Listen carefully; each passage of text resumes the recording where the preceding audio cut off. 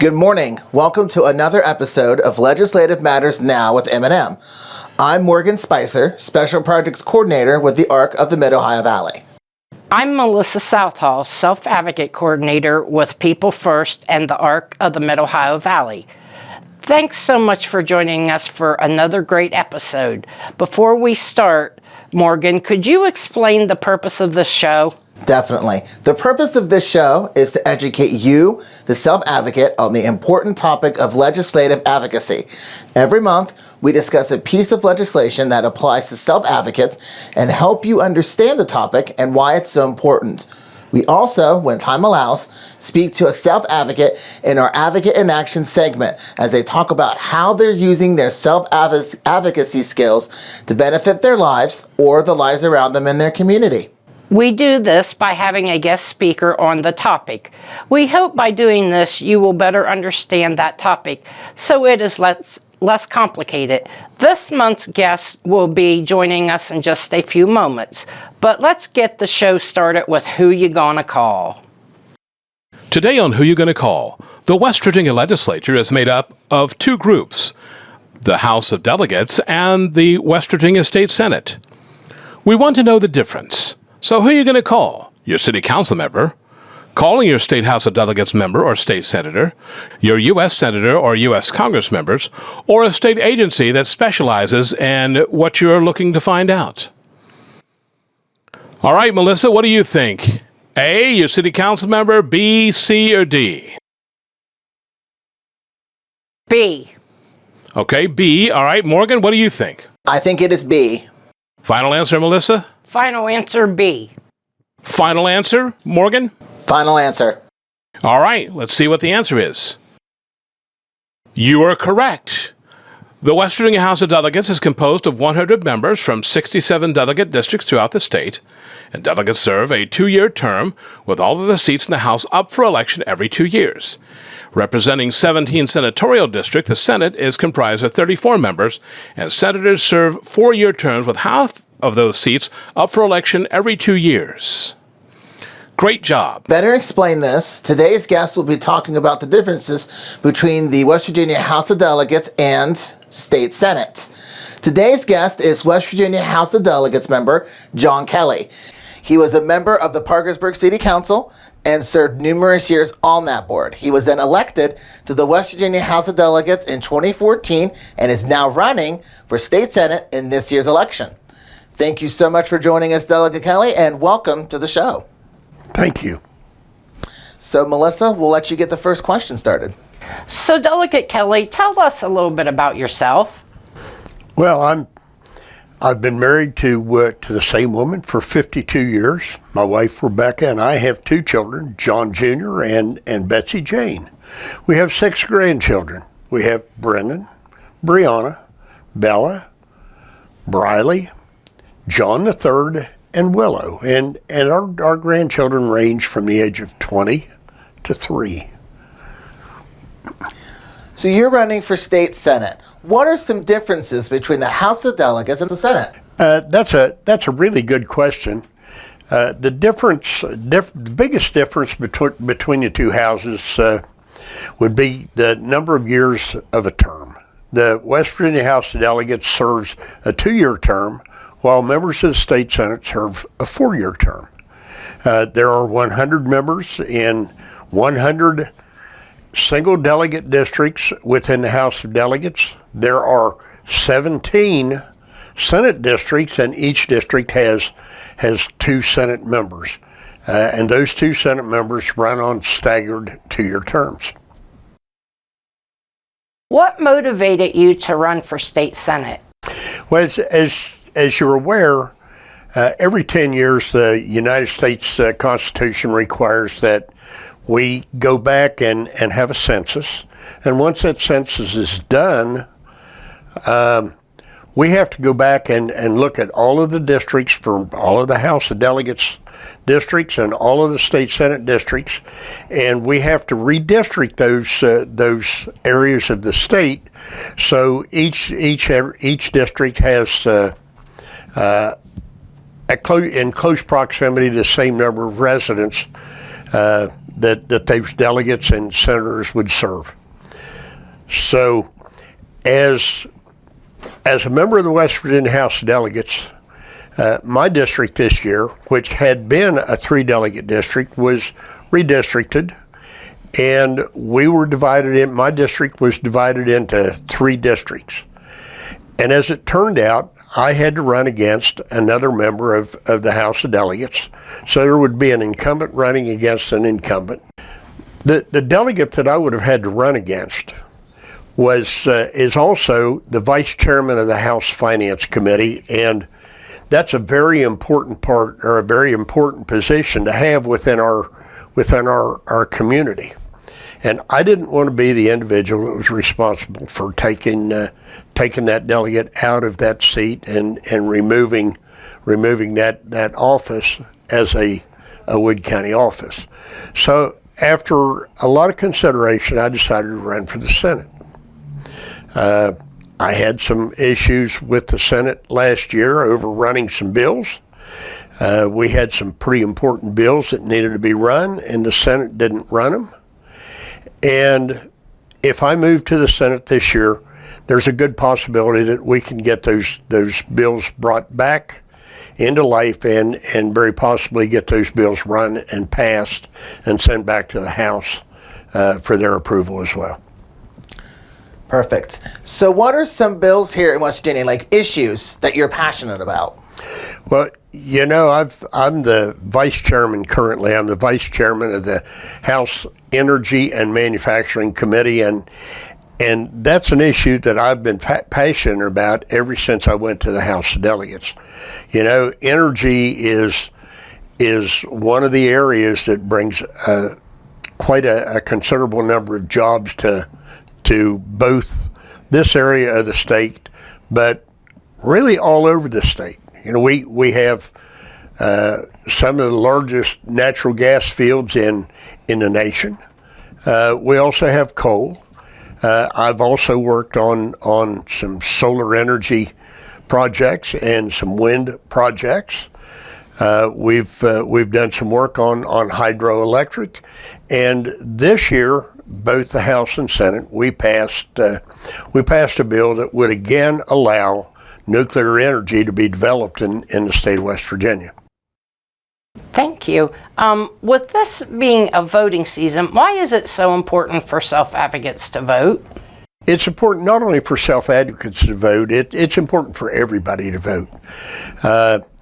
The individuals that put their name on the ballot are the individuals that want to represent all of the people in the state of West Virginia and all of the people in their given counties or districts. And it doesn't matter who you are, those individuals still are going to be in Charleston to represent you. And you have to make sure that as a citizen of the state of West Virginia and a citizen of our specific district, you pick the individual that you believe is going to represent you in the best way. Yes, that's something I'm really passionate about, is voting. I believe that is something that every person, including self-advocates, should do, because it is a way for speaking up for what's important to you. So yes, I agree with that. Is there anything you'd like to add? Well, Morgan, yes, as a matter of fact, there is. The House of Delegates, as we stated before, has 100 members. The state Senate has 34 members. They both have the same amount of work to do. They both deal with the same bills. If a bill is passed in the House of Delegates, it has to pass through the Senate before it can become law. If it's passed in the Senate, it has to be passed by the members of the House before it can go to the governor and be law. Both houses have pretty much the same committees that deal with legislation as it comes to them. The fact that there's 100 in the House and only 34 in the Senate, that simply means that the number of committees that senators have to serve on is a considerably higher number than the number that House members would have to set in on. So a Senate member is going to have a lot more time devoted in committee members, in committee meetings, and the discussions on how to change bills or how to put bills together and how to get them passed. So the senators really have a lot more time to dedicate, and they have to dedicate that time to the legislation that comes before them. So, Delegate Kelly, how would you prefer your people to get a hold of you? By email, calling you, through snail mail? Well, you have to realize that when we're in session, our time is really limited, and very, very seldom do we have an opportunity to actually answer the telephone in our office. So if you do call, you can leave a message and we can try to get back to you. You can send an email, and understand that we will get anywhere from 150 to 500 emails a day. So it takes quite a bit of time to go through them, and to get an answer back, you pretty well needs to be someone from the area that you represent. When we're not in session, it's easy to get a hold of me. You can call my home. My phone number is on my legislative website. You can go to wvhouse.gov/legislature, and you can get us, or you can get our contact information from the website. And you're always welcome to call my home. I have a great secretary there. We've been married for 52 years, and she is very insistent that I return all of my calls. Great, that's great. So thanks so much for speaking with us today, Delegate Kelly. We hope the self-advocates better understand the difference between the two legislative houses. Remember, if you ever have any questions, you can reach out to us here at the ARC, and we will do our best to help you. You can email me or Morgan directly, or call us here at the ARC. The number to call is 304-422-3151, or you can email us directly. You can email me at melissa.southall@peoplefirstwv.org. And I can be reached at morgan.spicer@thearcmov.org. We look forward to hearing from you. Thank you, Delegate Kelly, for speaking with us today. Thank you so much. Thank you for having me. You're welcome. Now it's time for our Advocate in Action segment, right, Melissa? That's right, Morgan. Today's Advocate in Action is Melissa Frye. She is from Huntington and works in finance. She is the proud mommy of 2 children and a Partners on Policymaking graduate. Thanks so much for joining us today, and welcome to the show. Good morning. Thank you guys for having me. Thank you for joining us. So let's get started here. So what encouraged you to participate in Partners in Policymaking? Well, knowledge really is power. And I wanted to learn all that I can to be able to make informed decisions, to plan for the future, help enact change in antiquated laws and procedures. I wanted to build a network of resources and cultivate relationships with others that share in these same goals, and also have a passion for helping others. And Partners in Policymaking is a great opportunity to do just that. Yes, I could say that I have learned so much from Partners, and this is definitely information that I can take with me and help educate other self-advocates about what we've learned. And in case you didn't know, Melissa Southall also graduated from Partners. Hey, that's awesome. Yes. So why is self-advocacy so important, and what can you share about your experience? For me, my son was born 4.5 years ago with Down syndrome, and I honestly knew very little about advocating for anyone at that time. But when he was born, I learned pretty quickly that I had better get it in gear because I was going to need to be his voice for quite some time. And through research and talking with others, I realized that there were a lot of changes that needed to be made within our own state government and various things, school systems, IEPs, all of that.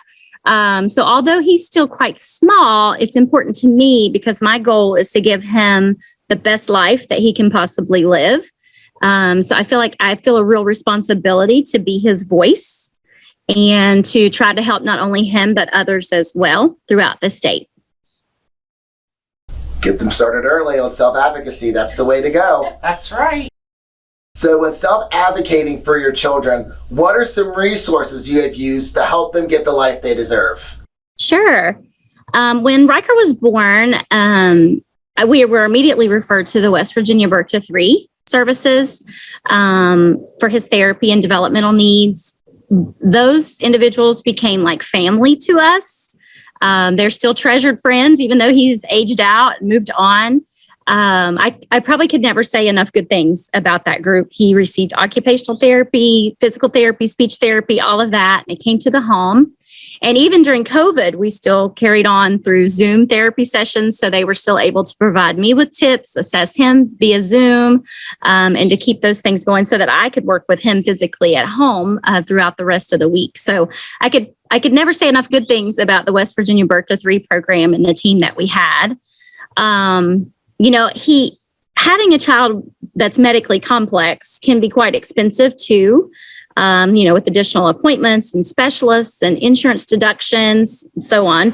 I found out through the Birth to 3 program, our service coordinator, about a program called CDCSP, which is Children with Disabilities Community Service Program.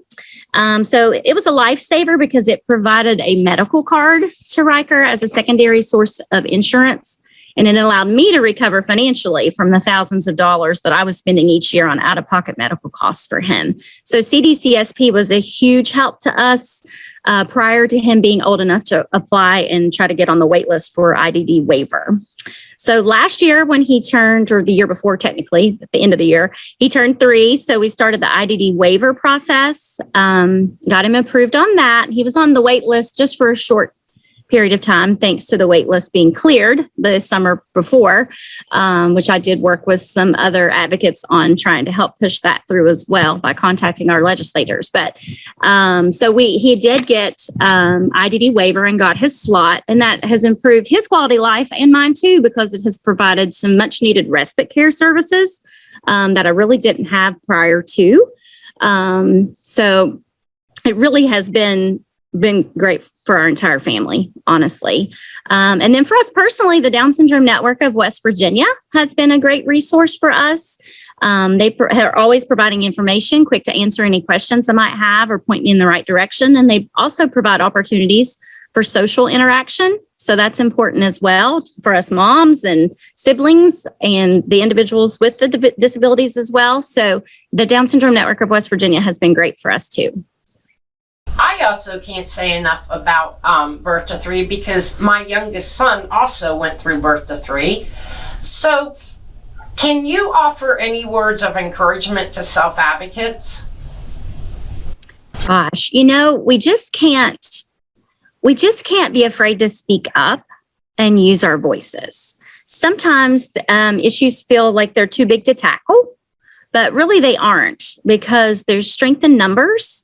And when you work together to advocate, it doesn't seem as such a daunting task. Like it seems like, hey, we can do this. So my biggest advice would be not to ever feel like anything was too big or that we can't, because we always can. We may not get it that year or that time, or we might have to redirect and try again. But it's always worth trying. And there's strength in numbers for sure. Yeah, definitely strength in numbers, because those strength in numbers got that Senate bill for the organ transplant bill. Finally, we got the results we wanted. So we all worked together, we advocated, we spread the word, and action was made. So I was very excited about that. So is there anything else you'd like to add? Oh gosh, just to try to be involved And sometimes we have to seek out our own resources. I know I use social media a lot and belong to several groups, even just Down syndrome groups. My little boy has some vision issues. So there's like a Down syndrome vision group. I mean, there's groups and resources out there for all sorts of things. So I definitely am a fan of social media. I share him on social media a lot. We laugh because he's kind of like a little local celebrity in Wayne County and in the Huntington area, which is kind of funny because everybody feels like they know him and they want to come up to him like at sister's ball game or at the mall or whatever, but he doesn't know all of them. So sometimes it's not always the most warm and fuzzy interaction, but they're excited to see him. So I think it's important too that we're just open and honest about our diagnosis, and that we show what they're capable of versus trying to hide, or, we just got to break down the stigma and the old stereotypes, because there's so many opportunities and advancements these days, that I think it's important to just be open and honest and share and seek out each other and groups that we have like interest in. So what could you go back and tell yourself based on what you know now? Oh my goodness. I will be completely honest. When he was born and the doctors told me that they suspected that he had Down syndrome and we had to wait like 7 to 10 days for those karyotype results to come back, I honestly was devastated. I'll admit I was uneducated. I had never been around anyone with Down syndrome. All I knew were the stereotypes that have been around for years. And that was terrifying to me. And I thought, oh my gosh, am I cut out for this? How am I going to do this? If I could go back and tell that Melissa 4.5 years ago, what I know now is I know that it's not scary at all, that it doesn't matter if it took him twice as long to hit all those early on milestones. It doesn't matter that he didn't sit up until he was a year. Nobody is going to ask him in high school, oh, you didn't walk till you were 30 months old. I mean, the point is he's walking, he's functional. None of that really truly matters in the big scheme of things, but it's so hard not to get caught up in that in the beginning. And I think that when you don't know things, uncharted territory is scary, regardless of the situation. So if I could go back and tell myself, I would probably tell myself to take a deep breath, to not sweat the small stuff, and that he was going to turn out just fine. And the love and support that we have from our community, because I have shared him so openly, it humbles me all the time. I was just at a ball game for my daughter. She plays for Vincent. Well, we were playing Wayne, and that's where I went to school. So, the parents of all these kids were my classmates and friends. And, even though you don't see them very often, they keep up with Riker on social media. So just the fact that they kneeled down and talked directly to him, even though all he could say back was hi, he understands a lot more than that. So just to tell myself not to get too terribly caught up in that, and to work to I'm just trying to blaze a path for him of acceptance, whether it be his classmates or just the general public or whatever. So it actually has been very rewarding for me. I have always wanted a career that I felt like I made a difference. And, in a career in finance, you help people buy homes or cars or whatever. And that's momentarily, satisfaction for them or whatever, but you're not really making a huge difference in anyone's life. But in Riker's case, I get to make a difference in his life every single day. So that has been very humbling and given my life really a true purpose. That's how I feel about working with the ARC. I feel like what I'm doing every day, what me and Melissa are doing every day, at being self-advocates and advocating to people, we are making a difference, even if it's the small. You got to start small to work up. Absolutely. So, it all adds up for sure. Thanks so much for joining us today, Melissa. Yes, thank you for having me. It's been a pleasure. Thanks so much for joining us today, Melissa. Remember, if you want to be featured on a segment of Advocate in Action and are using your self-advocacy skills in a positive light, please reach out to us here at the ARC. You can email me or Morgan directly or call us here at the ARC. The number to call is 304-422-3151, or you can email us directly. I can be reached at morgan.spicer@thearcmov.org. We look forward to hearing from you. You can email me at melissa.southall@peoplefirstwv.org.